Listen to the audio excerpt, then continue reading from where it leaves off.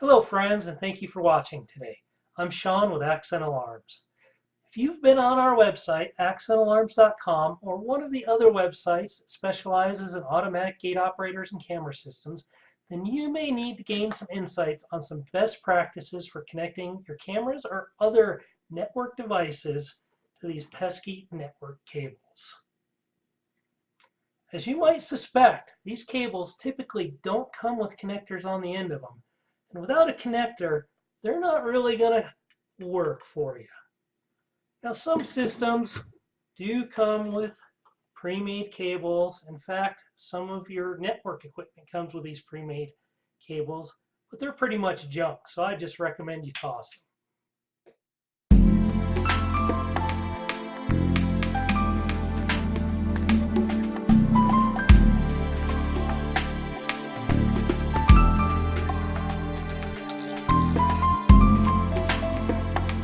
Alright, so first let's just take a quick look at this cable here. Here's just some 5E. See how much smaller it is than some Cat 6. Here we have some OSP outside plant cable and some 5E shielded. And then we have some Belden outdoor data tough. This is some good stuff here. Alright, first thing we're going to do is take a look at these Mini-Com connectors. We have a female and a male plug here, and these are probably my favorite. They're versatile, easy to use, and kind of adapt to many different types of cable. Let's make some connectors. Here's the tools and parts we'll need. I'll put a link to Panduits Mini-Com selection guide in the description of this video. First thing we're going to do is score the jacket with our strippers. Want to be especially careful not to score or nick your conductors. Once the outer jacket is scored, you can wiggle it back and forth to break it free. When you're pulling it off, ensure that you haven't nicked the conductors. Next, you can use your diagonal cutters to cut off the ripcord and the center buffer.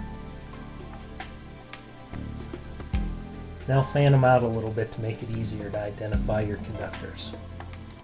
Next, we'll prep our cable to feed through our TG-Style / Mini-Com connector. What I like to do is shorten two of the pairs by about a ½ inch. Makes it easier to feed those through there. There's a label right on the top to let you know how to feed them through. Carefully feed the conductors through. We're using 568B, which is the most common. Once you have the conductors pushed through, push the outer jacket all the way up. Now you're going to secure the cable using the Panduit tool. Put it in there and just push down until it clicks in there firmly. Here's a close-up of the label and how your wires are going to push through. Again, we're using 568B, which is the most common. Now let's go back to our connector and push those through and feed them down. You're going to untwist the wires and land them in the little terminals as the label shows.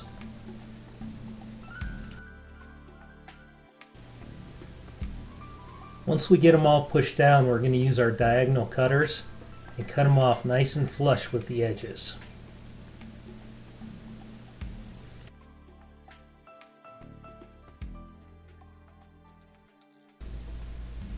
Now we're going to take our connector and place it inside the Panduit termination tool, and it's a little tough to do in the video here with keeping our hands out of the way of the camera, but you essentially pull it back around and that'll compress that in there. You'll hear it snap.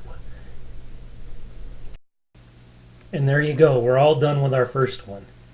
Now let's take a look at the male version of the Mini-Com.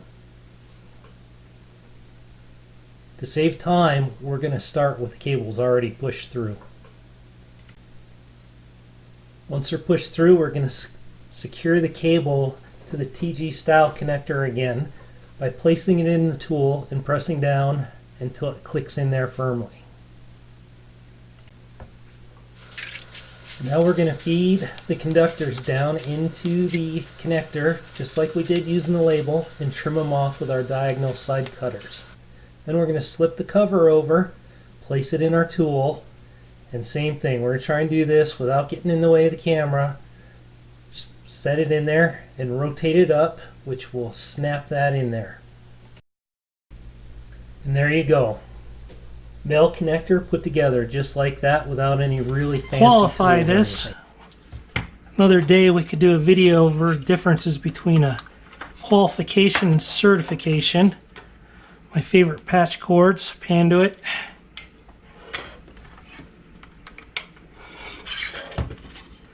And we're just going to test this.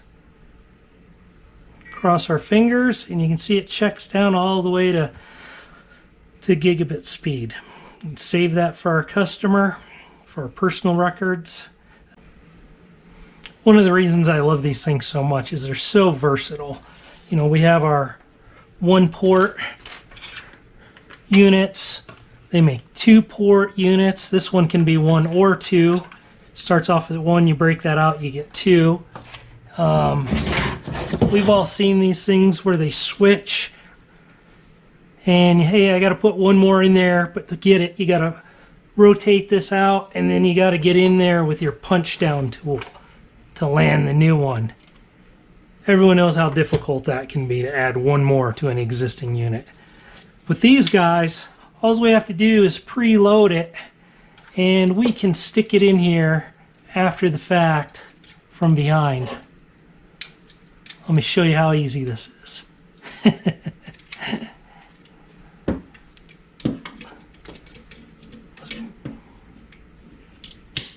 There you go. So you could have a whole row of these. Okay, let's make another cable here. So next we're going to do a more traditional RJ45 plug. This one is one of my favorites. I use it on my shielded cable. You can see it's metal on the outside, got a load bar. I'll use this 3M copper tape, foil tape, sorry. It's part number 1181. That's good stuff there. Some guys will wrap the drain wire around here, but I find this works really well. So with these type connectors, you need a specialty crimping tool. Here's one style. Here's some of your clear plugs for the non-shielded cable, regular UTP. I'm a big fan of the models that use a load bar. And if you don't know what a load bar, it's this little device here that you slide the cable in and feeds them in there, the conductors in there correctly. So I'm a big fan, as I said, of the Sentinel products. I've got a Sentinel crimper right here, and let's get this done here. So let's strip a little bit of this off here, back that off a little bit.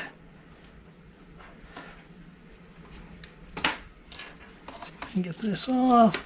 Okay, you can see we brought the foil with us. There's a piece of foil on here normally. See it right there?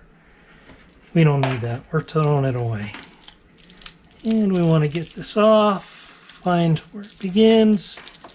And take your diagonal cutters and just get a little nick down there towards the bottom, and it'll come right off. What I do next is take my foil that I cut off previously. I'm just going to put that right on the edge here. Wrap it around. Now I can cut the rest of this drain wire off.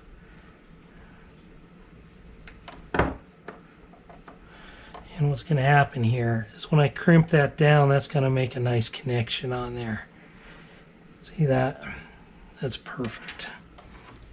Okay, so let's get these guys and get them roughly where we want them before. Keeps them from twisting up so much.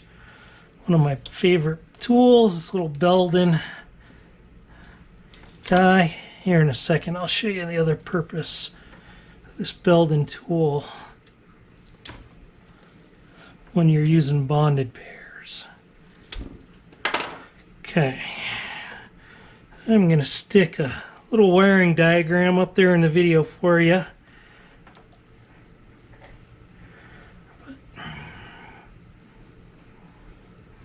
pull these out as we go. Try and take any twists out of them. Make your life easier here as you try and load this. And use our diagonals. Send them flying all over the room if you want. Okay. So the load bar, the flat side goes out.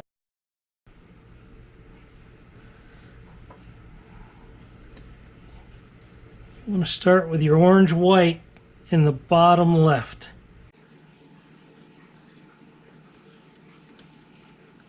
There we go. Okay. Now we got these guys on there. You can see what we want to do is kind of measure out where that's going to go. So roughly right about there. Okay. What I want to do too is kind of flatten this out. Make it easier to load in there. Give it a little oblong shape right there. Okay, I'm going to fold this back, pull these tabs out a little, make our life easy. Double check. Okay, looking good. Feed that up in there.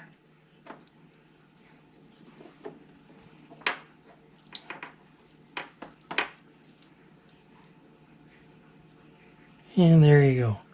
Feel that slide right in there. See, our conductors are up top. Perfect. Flatten that guy back out. Push it over a little. And what we're going to do is it's going to get flattened out with that, the outer one. So, tab down. All the way in. Push, hold, and there we go. Release. Double check our work. See, all the conductors are still up there at the top, and looks good. So what we're going to do here is, instead of your traditional strain relief of a boot, because that never works on these.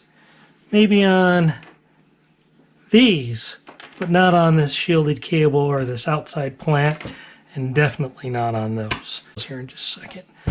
So I'm going to take this off. Maybe. No, I'm not. I'm going to leave it on. Let's shrink this up.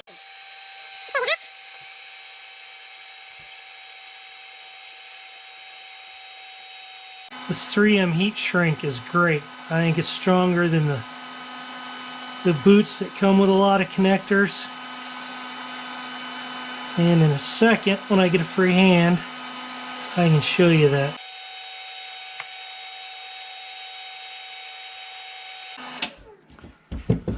There you go. Looks good. I like it. Yeah. So here's your 3M heat shrink. EPS 300, 3:1. And just for grins, there's your Sentinel part number. Already showed you that. What was I going to show you? On this Belden Data Tough. So these are what they call bonded pairs. See how these won't come apart? What you have to do is use the end of this tool, slide it in there to pull it apart. See how it split those? There you go. I'd like to thank you again for watching our video today. As a Navy veteran myself, I encourage you to support our service members. I also want to thank all the first responders out there. And finally, with all the big box stores, huge online retailers, we sincerely appreciate your support. And please support your local small businesses.